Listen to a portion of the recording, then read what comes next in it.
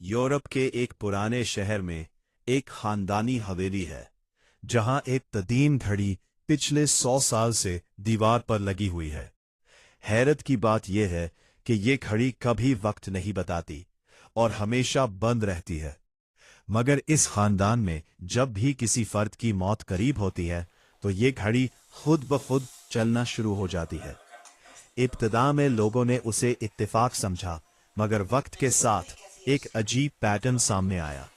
हर बार घड़ी ठीक 12 घंटे चलती और फिर दोबारा रुक जाती, और इन्हीं 12 घंटों के अंदर घर में किसी न किसी की मौत वाक़ हो जाती।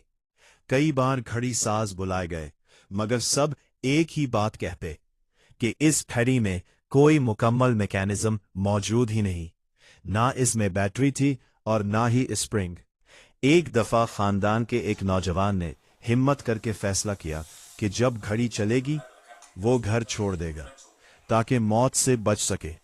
जैसे ही घड़ी की सुइयां हरकत में आई, वो फौरन हवेली से निकल गया। मगर अगली सुबह वो उसी कमरे में मुर्दा पाया गया जहां घड़ी लगी थी। सबसे खौफनाक बात यह थी कि घड़ी उसकी मौत के ऐन लम्हे रुक गई। आज भी वो घड़ी दीवार पर लगी है, खामोश, बेहरकत। मगर खानदान के लोग कहते हैं कि असल डर इस वक्त लगता है जब इसकी सुइयां दोबारा हिलना शुरू करे।